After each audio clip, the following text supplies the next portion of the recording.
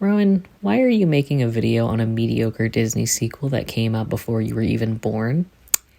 That is an excellent question. The answer is the unemployment crisis and unmedicated ADHD. So people really like to clown on the Disney sequels from the 90s and early 2000s, and I understand why, because of the lower production value and supposedly lackluster writing. Now, I haven't seen most of the Disney sequels from that era, and I don't plan to. However, there was one that I had on DVD when I was a small child in the 2000s, and that's Lion King 2, Simba's Pride. I also loved Bambi 2, but we're not talking about that one today. Now, to start off, the movie isn't anything special. It has a pretty typical sequel problem where they need a new story, but they still want to include all of the aspects of the original that were well received. So this movie is a musical because the first one was. It has a scene where characters look at the stars because the first one does. It has an entertaining villain because the first one does. Now, it's not inherently bad to mandate certain things for a sequel, and these were also just tropes that were just Disney's brand of movies at the time, but it restricts the story by a lot, and I believe this movie actually had a chance to be a more cohesive narrative with a theme loosely centered around moving on from trauma, much like the first movie. Also, I didn't watch The Lion Guard, and I don't plan to. So whatever happens in that show will not be covered in this review. I've watched Athena P's video on The Lion Guard, and from the sounds of it, they kept the sequel characters as shallow as they already were. So for starters, if you haven't seen this movie, I guess I'll give a brief rundown, although you can find the entire movie in a playlist on YouTube. Just putting that out there. Anyway, Simba has a daughter named Kiara, and she meets this cub called Kovu. Kovu is from the Outlands, where a bunch of other lions live. These lions were banished from Simba's Pride after Scar's reign, and the reason for their banishment isn't explained, but the assumption ends up being they were banished for just preferring Scar's leadership. Anyway, there's a time skip, and Kiara and Kovu are older now. Kovu's evil mom, Zira, wants to get Kovu to infiltrate Simba's Pride through pretending to save Kiara, which he succeeds in doing. Once Kovu is in the Pride, Kiara ends up distracting him so he doesn't get any time to kill Simba. After being accepted into the Pride, Kovu decides he doesn't want to be evil, but just as he gains Simba's trust, Zira launches an attack on Simba, which Simba believes Kovu was involved in, but he wasn't. During the fight, Kovu's brother Nuka ends up dying, which causes Zira to get angry and makes Kovu flee the Outlands permanently. Kovu tries to ask for forgiveness from Simba, but Simba exiles him instead, and he forces Kiara to remain at Pride Rock. Kiara runs away, though, and finds Kovu. They want to run away together, but Kiara is adamant about going back to stop Simba and Zira from killing each other. Simba is convinced to allow the Outlanders back into his pride, but as Zira is about to attack Simba for this, Kiara tackles her off the cliffside. Zira falls off the cliff, Kiara tries to save her and fails. Happy ending where they were on the rock, bing bam boom. Now, I'd say the most obvious issue with this movie is that Kiara has no relevance to the story at all. She's the main character, but she's utterly vapid and devoid of any personality beyond extremely generic tropes of that time. I love this Los Angeles Times article that I found from when the movie was released, which says that if the original Lion King was a male coming-of-age tale, then the sequel moves to push women to the center with its female main character. Yet the director states later in the exact same article that they focused a lot on Kovu's arc since it was more interesting to them. And if you watch the movie, then yes, it's painfully obvious that the writers paid much more attention to Kovu than Kiara. That's 90s sexism for you, I guess. This will be a very consistent topic for the rest of this video. Now, speaking of sexism, though, whenever I go to rewatch this movie, I always expect myself to hate Kovu now that I'm not a kid. In my adulthood, I've really grown to hate this trope of a bad boy and good girl who is supposed to heal him. In modern day, these archetypes usually result in the bad boy character being horrifically abusive to the girl, and she happily accepts it in an attempt to quote-unquote change him. People usually prefer to call this enemies to lovers or dark romance, since it sounds better than abuse fetishism or internalized misogyny. Anyway, since this movie was released in the 90s, you'd be forgiven for thinking this movie would go in that direction for Kovu and Kiara. And don't get me wrong, Kiara is definitely meant to be Kovu's primary reason for changing, but Kovu isn't abusive, like, at all. but he is an abuse victim. Now, if Kiara and Kovu were in today, this kind of story arc would just go straight to 11 and make Kovu behave like an abuser, and Kiara would be manipulated into forgiving him due to his abuse victim background. Because it seems right now in the current cultural landscape, people are obsessed with writing victims becoming abusers as opposed to writing stories where victims can heal from their trauma rather than perpetuate their unhealthy survival mechanisms. And the latter is what Kovu's arc actually is. Kovu is an abuse victim who's given the opportunity to flee from his abuser and be offered a support structure, and he does not inflict any harm on Kiara in the process. He's pretty neutral towards her until the plot demands they start flirting. People have called it unrealistic, and yeah, I guess so. But if realism makes the movie unenjoyable, then I consider that a greater loss, and I find it enjoyable when Kiara's love interest is nice to her. Sue me.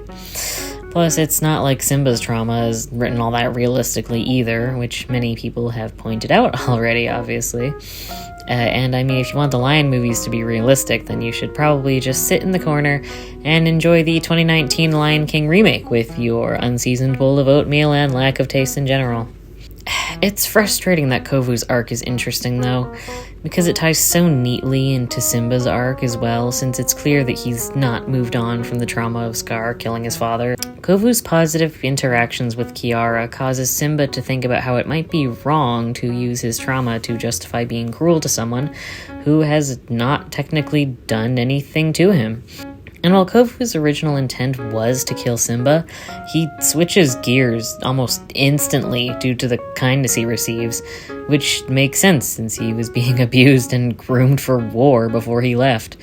Kovu and Simba essentially both realize that they don't need to hurt each other because of how they've been hurt by Scar's influence. So during this scene, it's somewhat satisfying to see Kovu and Simba have a small moment of understanding each other. And even if it's pitifully short-lived. There's a more interesting conversation to be had in this scene with Kovu processing that his old community didn't really have good ideals, but alas. I think there were decent writers on this script when it came to writing the scenes with Simba and Kovu. Too bad they couldn't write women to save their lives. So I might as well talk about the other prominent women in this movie. Let's start with Nala and Vitani. Nala is reduced to just being Simba's doting wife and Kiara's doting mother, and that's it. Tragic. Vitani is Zira's daughter, and I guess she does a lot of Zira's grunt work for her. Her archetype of being an evil sister and right hand to the main bad guy is all over pop culture right now, so I don't think I need to elaborate much. Not that I can, since Vitani only has like 4 scenes total. It's cool they gave her some love at the end of the Lion card, I guess.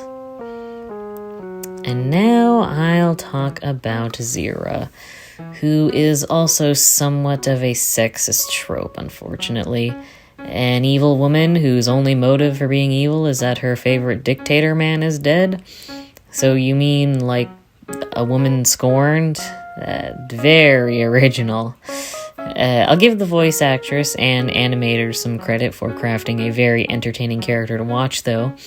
She's definitely one of the more remembered characters from this movie for that reason. But she's mostly just built on her performance rather than any semblance of character. I'd pin that more so on the Disney formula of the time, though, where every Disney movie needed a theatrical villain, regardless if the story needed it or not. But some movies just don't need villains in them, as Disney and Pixar have come to realize, thankfully. Zira is also an abuser. It's not really that deep or nuanced, though. Villainesses are usually abusers if they're mothers. I mean, it's a trope seen in Pokemon, of all things, aka the game with the most tropey storytelling in the modern day. Zira has no real motives behind worshipping Scar and killing Simba, and she treats her cubs according to how well they help her with that goal. If they help her with her goals, then she praises them and feels sad if they die. If they try to talk back to her at all, then she hates them. They never say or imply why Zira worshipped Scar so much, though.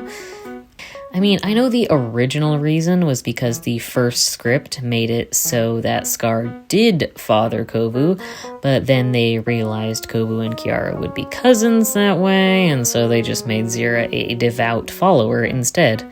And Kovu was changed to be Scar's non-blood-related successor. You know, even though it's pretty unrealistic to write a monarchy without incest, this is another reason why adhering to realism would make the movie suffer. Anyway, I would have liked to know why Zira loved Scar's leadership so much, honestly. Because Zira is a lioness, and lionesses were overworked to hell in the first movie. And if she's not in love with him, how else could she like his leadership if she was presumably among the lionesses being forced to hunt so much? Was she given special treatment for sucking up to him or something? They don't even try to let her have a deranged explanation like when you see women in real life defending blatant misogynists. It's just frustrating and shallow, and it doesn't benefit the theme at the end of the movie. Oh boy, poor Kiara. This girl had such a strong start, and then the writers just went and gave her nothing for the rest of her existence. Like I said earlier, the problem with Kiara is that her relevance to her own movie basically ends once they time skip to her young adulthood. See, Kiara has some inklings of a personality at the start of the movie, even if it's 90s girl power lines like, "I'm not just your pretty princess." She even states, "What if I don't want to be queen? It's no fun." Which, like, hey, that's interesting, even if it's tropey. So she's got a problem with being queen, since it restricts her freedom in her eyes. Kiara's lines in the song We Are One are also a place where there's a semblance of an arc that doesn't go anywhere. She sings about how she wants to have some individuality apart from her father or her title.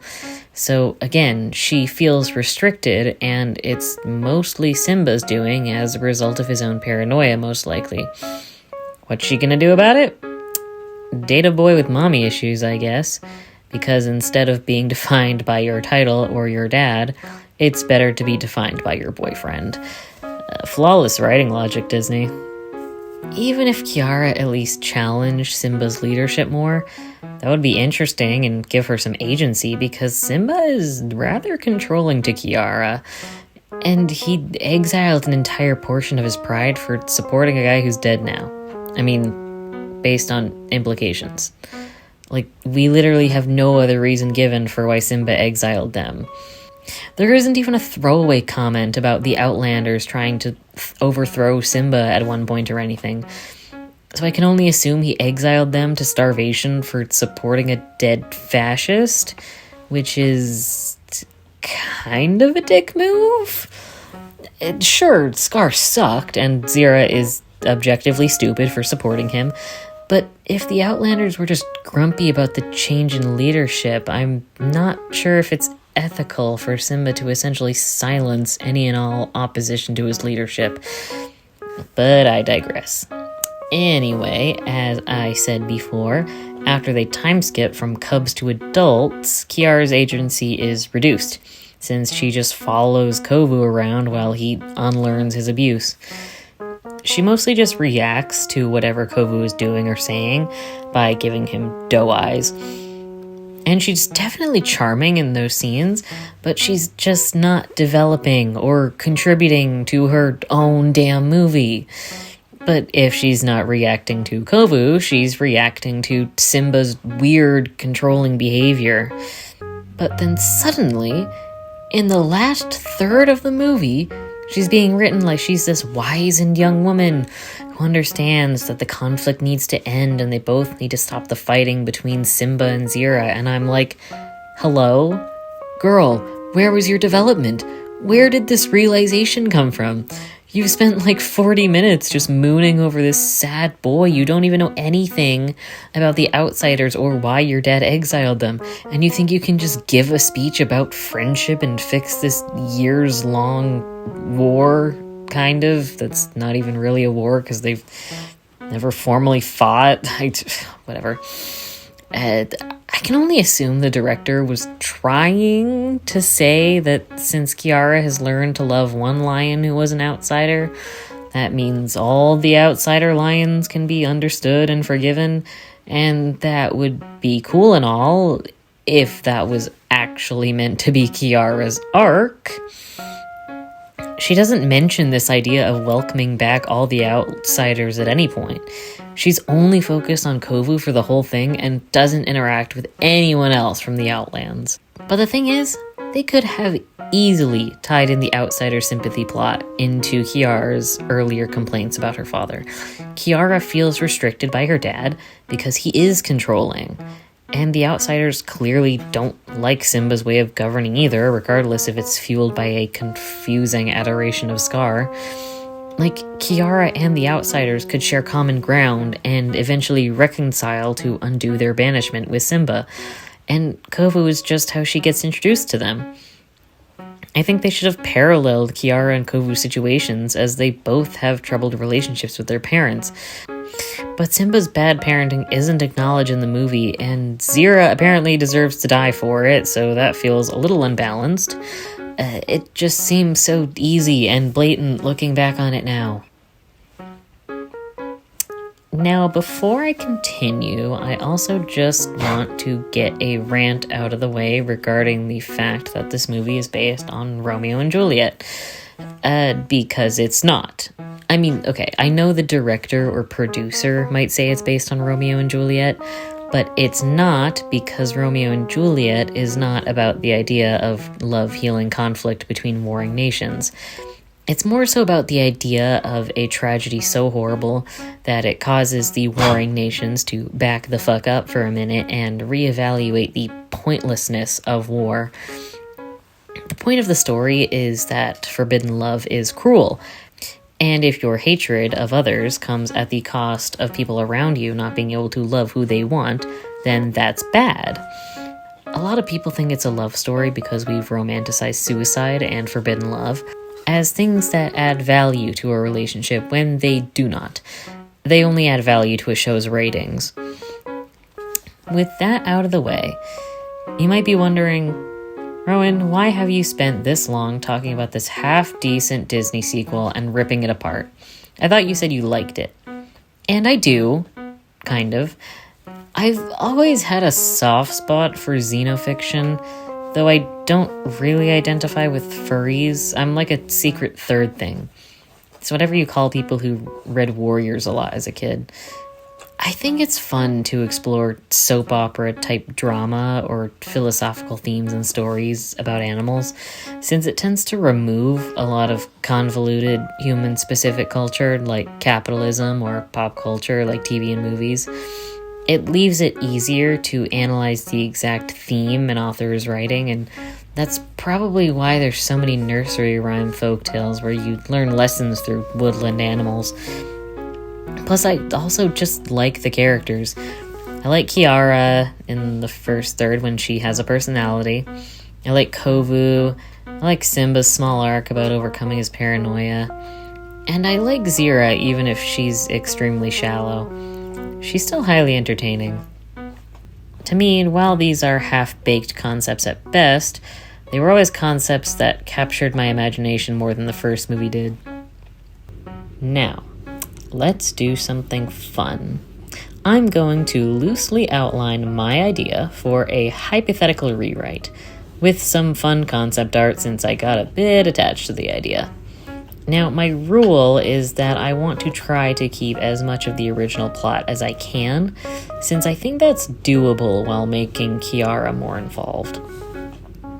I would start by honestly keeping the first third of the movie intact, for the most part. So Kiara and Kovu still meet as cubs and get separated. I would probably just change Zira's introduction slightly, like maybe have her introduce herself to Kiara formally.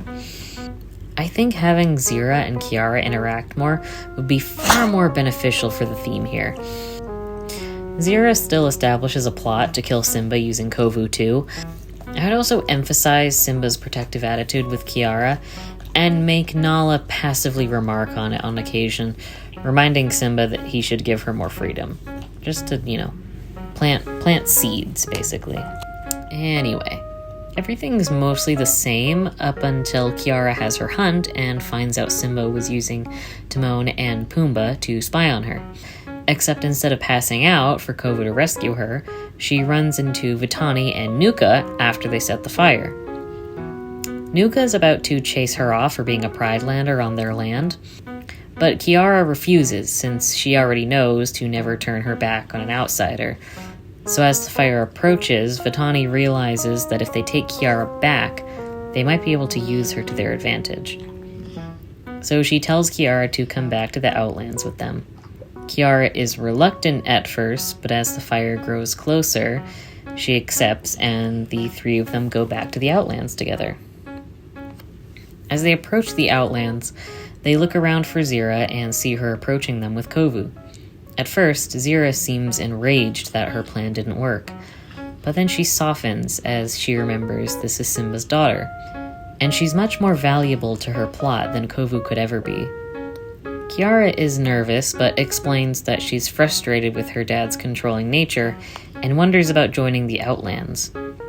Zira accepts her and really plays up the whole shtick about Outlanders being tough and self-sufficient, and she offers to train Kiara to hunt.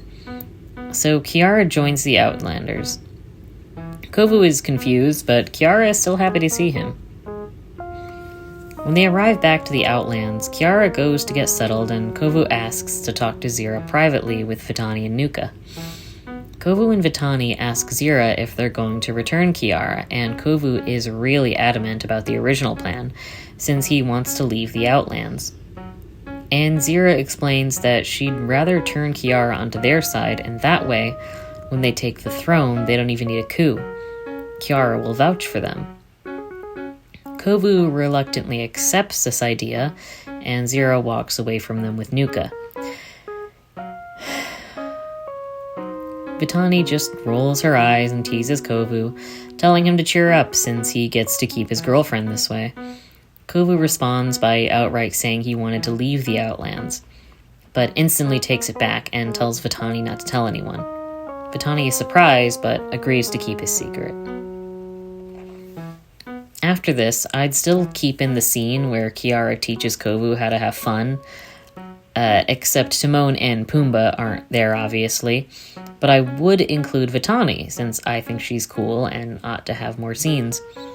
Maybe they chase off some vultures that were trying to take food from the Outlanders, which would win Kiara a lot of favor among the lions there. Back at Pride Rock, Simba has a nightmare similar to the one in the movie, except instead of Simba being worried about himself being betrayed, Simba's nightmare is about Kiara being taken away or injured by Scar and he can't get to her in time. He's woken up by Zazu, who hasn't found a trace of Kiara, not even a body, but he's been starting to wonder if she got lost or captured by someone during the fire. Simba states to Nala that when she's found, he's never letting her out of his sight again. Nala assumes he's expressing grief, but she gently tries to remind him that Kiara likely won't want to be cooped up after being rescued from wherever she's being kept, and they should just focus on finding her. Simba doubles down, though, and says he means it. Nala just walks away from him and quietly finds Timon and Pumbaa and tells them to go find Kiara. When Timon and Pumbaa find Kiara near the border of the Pride Lands, Kiara urgently tells them they have to go. They ask Kiara if she's been kidnapped, and Kiara says no and that she joined them willingly since she believes they treat her better. Timon immediately tries to convince Kiara that the outsiders are dangerous and try to explain that Kiara's family is very worried, but she ushers them away before they finish, so they leave. Zira approaches her and says she's doing well on her hunting lesson, but since there's no herds in the Outlands, it would be pointless to stay out any longer in the heat. So they head back with their meager catches, and Kiara nervously asks Zira why she hates Simba so much. And Zira takes her to a private cave where she explains that they have little food and they want to take over the Pride Lands to have plentiful resources again. Kiara asks why she likes Scar so much then, since he ruined the Pride Lands through overconsumption. Zira deflects and explains that she came to the Pride Lands shortly after Scar took over. Her previous pride was killed by a horrible illness that affected everyone, but she was the only one that survived. She fled the area with Nuka while being pregnant herself. She was starving, and Scar took her in since they needed more lionesses to hunt. She became extremely devout, and since no other lionesses were going to be Scar's mate, he decided Zira's unborn cubs would be his heir. But Zira and Scar were not together. Zira recalls, though, being treated with utmost respect by Scar and acknowledges the overhunting, but she admits she doesn't care, because she felt safe for the first time. Kiara asks why they were banished, and Zira responds by saying they resented Simba for killing Scar. Kiara argues that Scar's reign had made everyone starve. He was wrong to be king. Zira argues that it doesn't matter who's right or wrong because Scar is dead anyway, and she just wants Simba dead so they can return to their home. She says she needs Kiara to help since Kiara is the princess. Kiara is nervous, but states that even if her dad is controlling towards her, she doesn't want him dead. Zira is frustrated by that answer, but encourages Kiara to think about what she said. Afterwards, the stargazing scene would take place. Yes, I'm keeping it.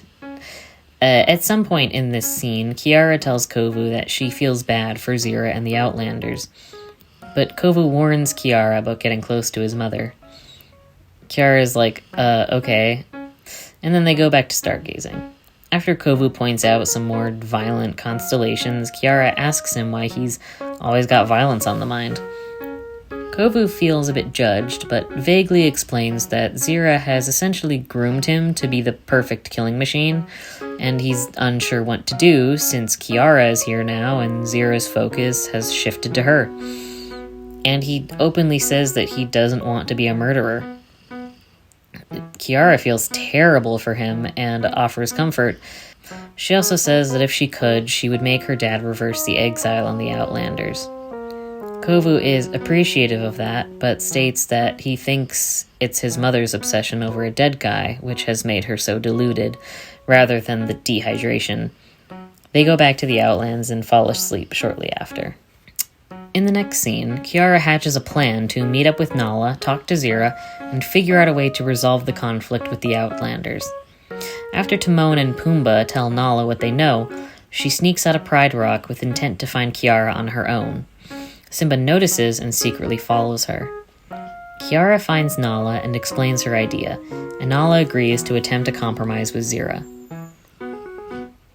As Kiara brings Nala to the Outlands, Zira is hesitant at first, but is pleasantly surprised that Kiara wants to seriously find a way for her to be welcomed again. But Simba reveals himself and tries to attack Zira, but he fails since he gets dogpiled. Kiara helps Nala and Simba flee, but Nuka still gets killed. After her parents escape, Simba demands Kiara come back with them, but Kiara refuses and states how angry she is at Simba for being so stubborn in his paranoia to ruin the peace she was trying to create between them and the Outlanders. She runs away back to Zira and the others. Simba and Nala go home. When Kiara arrives back at Nuka's funeral, Vitani gets angry at Kiara for being so naive to think they could just talk this out, and Kiara gets mad at Vitani and Kovu for being so cynical and determined to be miserable. Kovu then spills Zira's plan to start the fire earlier so Kovu could rescue her and assassinate her dad. Zira blames Kovu for everything and swipes at him, but he fights back and pins her down. Vitani tells him to stop and he does. He looks at Kiara, then runs away. Kiara and Vitani don't follow him, though. Zira doesn't blame Kiara, despite this technically being her fault, but rather decides that it doesn't matter if Kiara is on her side. Simba needs to go down now. Also, Kovu fighting back here isn't him becoming just like Zira. It's him realizing that Kiara is witnessing his family trauma in action and is afraid of how she'll see him now that she sees how messed up his family is. And he explains this later when Kiara finds him. Kovu runs to Pride Rock and tries to explain how dire things are in the Outlands. He tries to convince Simba that he's not Scar and he never wants to be like Scar. He begs for shelter in exchange for him giving Simba information, but Simba tells Kovu to leave lest he be executed. Simba also declares he's going to go to war if Zira doesn't give Kiara back to him. Nala gets angry with Simba and refuses to fight this war, which Simba reluctantly accepts. This news reaches the Outlands, where Zira happily agrees to the war. But Kiara doesn't want people to die or go back to Simba without Kovu. Vitani agrees with Kiara that this isn't good, but she doesn't know how to fix it. Kiara urges Vitani to flee with her, but Vitani refuses because she doesn't know how her mom would react. So Kiara runs away. Just like in the movie, Kiara and Kovu find each other and apologize. Kiara apologizes for accusing him of being complacent in his difficult situation, and Kovu apologizes for running away. Kiara asks him why he ran away. Kovu explains that he was worried that Kiara now saw him as a monster after fighting back against his mom. But she reassures him by saying that he's not a monster and he never was. He doesn't need to be defined by what his mother wants, just like how she shouldn't be defined by what her dad wants. Kovu is comforted by this and decides they should run away, much like in the movie, but Kiara is unsure. Kovu tries to convince her that it's pointless to try and convince them to change, but Kiara urges him to give it one more try, and if it doesn't work, then they will flee. Kovu agrees, and they head back to stop the fight, much like in the movie. Before the fight starts, Vitani backs out of it, and Zira gets angry with her. Vitani blatantly states that she can blame Simba or Scar for her misfortune all she wants, but it was her who made her own cubs hate her. Zira is distressed at this realization, and Simba sneaks up on her and tackles her to the ground. Zira accepts what's going to happen to her and says she gives up. Simba contemplates whether he's really going to harm a lioness who's surrendering. Luckily, Kiara shoves Simba off of Zira. This stops the fighting among the other lions. Kiara states that she will only come back home if the Outlanders are welcomed back, and that it was cruel to have them exiled despite never causing harm, all because of Simba's paranoia. She calls him a disgrace to Mufasa for being so unfair. Zira apologizes to Kovu and Vitani. She sees how she caused them such pain because of her obsession. Vitani might forgive her, but Kovu simply says that he understands, but it will take some time to learn to trust her again. Zira accepts this. Simba sees this reconciliation and agrees to allow the Outlanders back. As he agrees, it's time to move on. Zira is unsure whether to follow them back to the Pride Lands, but Kiara insists that Zira deserves a safe home again. So they all head back and do their little family roar thing, and it's a happy ending, yada yada. So the most glaring changes I made was making Kiara more involved and making Zira sympathetic. Why? Well, Kiara is self-explanatory. But for Zira, if the theme of this movie was meant to be about moving on from past conflict, then Zira should get a piece of that. Not that Kovu forgave her, or needs to, but they would be cordial from here on. I think Vitani would be forgiving, as it seems she was just always meant to be on better terms with Zira than Kovu. I agree that evil Zira is cool, but I just wanted to find a way to make her a little more interesting than just an abusive mom who simps for a dictator.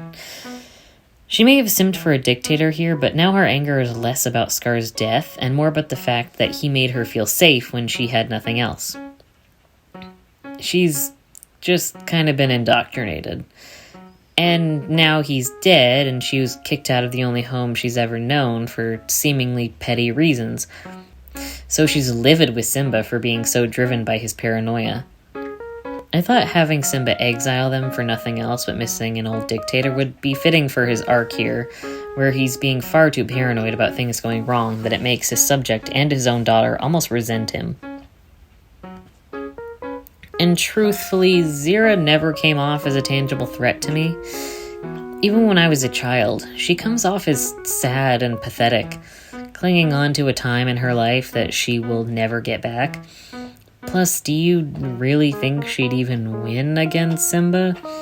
In the first movie, Scar never challenged Mufasa since his skinnier appearance would imply that he'd fail miserably. Even if he did overthrow him, there's no chance the lionesses would obey him. So he used the power of his hyena army to keep them in check. Zira doesn't have an army. I'd assume her pride consists of about half of Simba's original pride, and Zira's subjects are visibly malnourished and dehydrated. I doubt Zira would have won in the final battle in the movie, even if they wanted to convince me otherwise.